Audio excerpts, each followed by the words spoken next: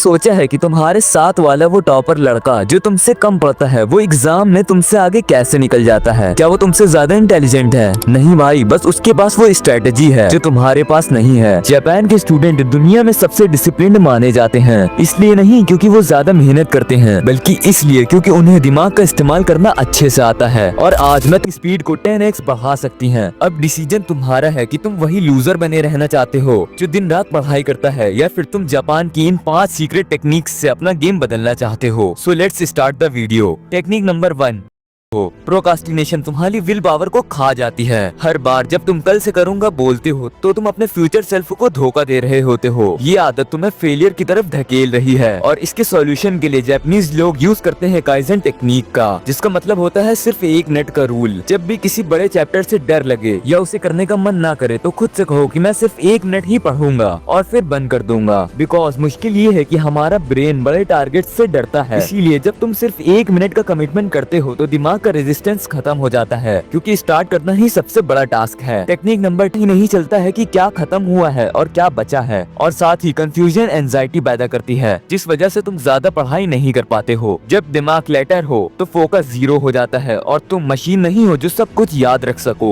इसीलिए जापानीज लोग यूज करते हैं कानबान टेक्निक। कॉलम बनाने होते हैं, first to do, second doing और थर्ड डन। अपने सिलेबस को छोटे छोटे कार्ड्स में डिवाइड करो और उन्हें फिजिकल बोर्ड पर मूव करो, बिकॉज सिर्फ लिस्ट बनाना काफी नहीं होता। इसीलिए जब तुम किसी टास्क को 10 वाले कॉलम में मूव करते हो तो तुम्हारे ब्रेन को डोपामिन मिलता है, जो तुम्हें अगले 4 घंटे और पढ़ने की एनर्जी प्रोवाइड करता है। टेक्निक नंबर 3 में बैठते हो तो तुम्हें पुरानी बातें याद आने लगती हैं। वो लड़ाई, वो दोस्ती, वो रिग्रेट, मतलब सारी फालतू की बातें। तुम्हारी बॉडी टेबल पर रहती है लेकिन दिमाग कहीं और। ये मेंटल फॉग तुम्हारी 90% एफिशिएंसी खत्म कर देता है। तो इसके सॉल्यूशन है, बिना किसी डिवाइस की एक जगह बैठो और सिर्फ अपनी सांस यानी कि ब्रेथ पर फोकस करो। आसान शब्दों में मेरे कहने का मतलब ये है कि तुम कुछ भी मत करो, बस बैठ जाओ। बट लोग इसे मेडिटेशन समझकर स्किप कर देते हैं, इसीलिए वो कभी उस डीप फ्लो स्टेट को अचीव नहीं कर पाते हैं जो एक जीनियस स्टूडेंट के पास होती है। ये टेक्निक तुम्हारे ब्रेन को 0 पर रीसेट कर देती है। अब अगर तुम यहाँ तक वीडियो देख रहे हो, इसका मतलब है कि तुम उन 99% लोगों से अलग हो जो सिर्फ स्क्रॉल करने में अपना वक्त बर्बाद कर देते हैं। तुम सच में बदलना चाहते हो और तुम उसके लिए मेहनत भी कर रहे हो। और अगर तुम इस साल अपना बेस्ट वर्जन बनना चाहते हो तो अभी कमेंट में आई एम डिसिप्लिन्ड टाइप जरूर करना। ये सिर्फ एक कमेंट नहीं है, बल्कि तुम्हारा खुद से एक वादा है। बाकी अगर वीडियो अच्छी लग रही हो तो इसे लाइक भी कर देना, और चैनल पे नए हो तो सब्सक्राइब भी कर देना, बिकॉज हमारे जल्द ही 100 होता है द नो वेस्ट प्रिंसिपल। तुम सोचते हो कि पढ़ने के लिए 4 घंटे फ्री होने चाहिए, जो तुम्हें कभी नहीं मिल पाते हैं। तुम बस में हो, लाइन में खड़े हो या लंच कर रहे हो, ये छोटे छोटे 10-10 मिनट के गैप्स तुम वेस्ट कर देते हो बिना सोचे समझे। और मोर 10 का मतलब है रिग्रेट ओवर वेस्ट।